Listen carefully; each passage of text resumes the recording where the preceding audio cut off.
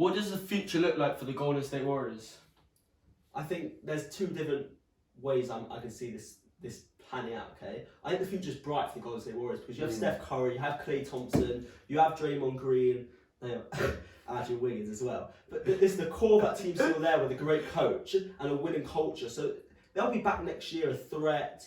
You know, they'll probably add a decent talent in the draft. But for me, the trade, I was shocked by the trade. I didn't see the purpose in the trade because you have an asset in D'Angelo Russell, right? That's not going anywhere. Minnesota have wanted D'Angelo Russell to pair him with Karl-Anthony Towns for months now, and that would have still been their objective in the summer. So what they should have done was wait. Let D'Angelo Russell play, wait, and see what happens when the draft lottery happens. All of a sudden, if you have the number 2 pick, number 3 pick, the number 1 pick, because that's a real possibility here. They have the worst record in the NBA, let's not forget. Then you could pair the number 1 pick, the number 2 pick with D'Angelo Russell and trade him for a pair to win now. Andrew Wiggins is not that player. He's so poor. He doesn't, listen, he puts up numbers on a bad team, but he doesn't equate to winning. He doesn't play winning basketball. He's not, we've seen Jimmy Butler call him out. Jimmy Butler knows he's not a dog. So I don't think he goes into that locker room, fits in well. I don't think Draymond Green's going to handle him well if Jimmy Butler didn't. So for me, it didn't make sense. He's on an awful contract. Next 3 years, 95 million. You are stuck with Andrew Wiggins now. You can't trade him. You're going to have to pay to get off him, which they're not going to do. And for me, we're Golden State with this early draft pick.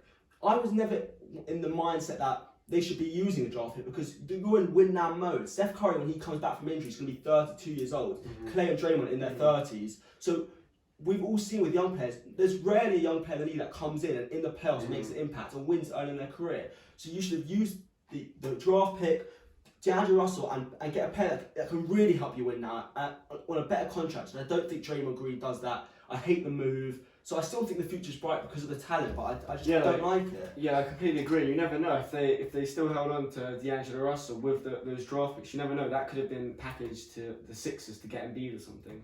Yeah, and exactly, that sounds like a stretch, but the number 1 pick, the number 2 pick can do that to people, and they have a real especially when a partnership like in Philadelphia isn't working, which it looks like it isn't. And to your point, to both your points, I agree as well. But with Andrew Wiggins, we've seen when he started the year off this year, he started really well. What happened since he's reverted back? Yeah, he had some great games, but on a team that are also very bad, and we never know if he could turn it around and become the player he's meant to be. But otherwise, I don't like the trade either. For me, Andrew Wiggins, he's been in the league long enough now. Listen, we know he can put up numbers. He shoots a decent mid-range shot. I don't think he fits in well with the Warriors.